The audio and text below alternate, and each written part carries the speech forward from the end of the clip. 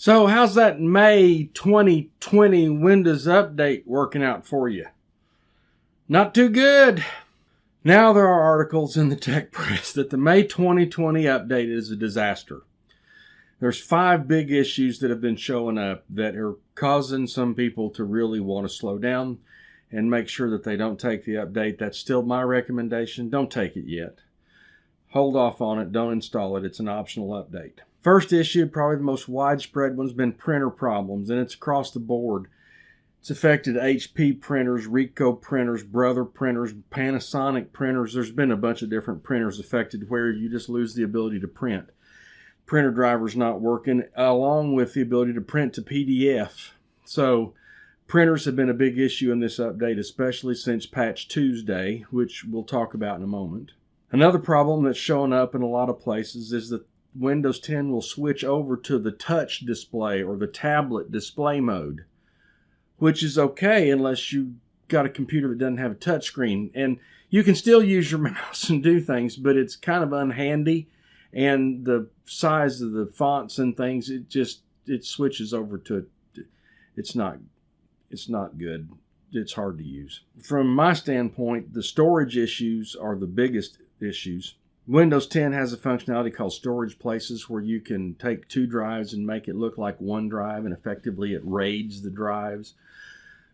I don't know if I've done a video on RAID arrays or not. Maybe I need to do that. Anyway, it raids the drives so that you get an increase in performance from the drives by doing some special configuration with the drives. Well, evidently there are machines that after the May 2020 update, they're failing on those drives, and some people have claimed that they are losing data, that the drive fails, and that can happen in certain RAID configurations. If the RAID array fails, you lose all your data.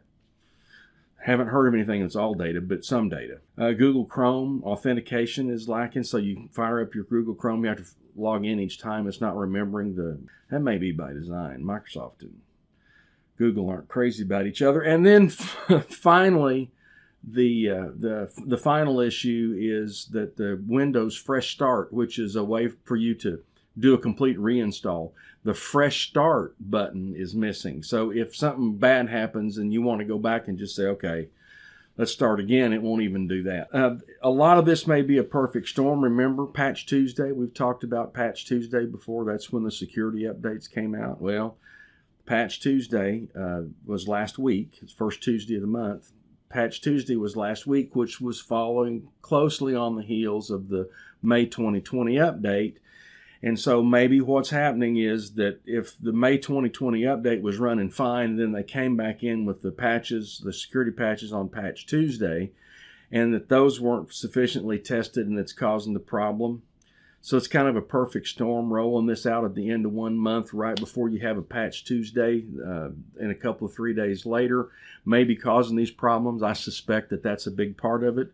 For my people, for my listeners, and for my clients, we're telling them don't install the May 2020 update. It's probably okay to install the security updates because they've been tested on the older version and probably are going to do fine, and it's always a good idea to take security updates, but don't take the May 2020 update. Just don't. I'm Woody Huffines. This is Tech for the Untechnical. We own the Nerds to Go in McKinney and Frisco. If you've got problems, give us a comment, hit the subscribe button, like, but you know the drill. We'll see you next time.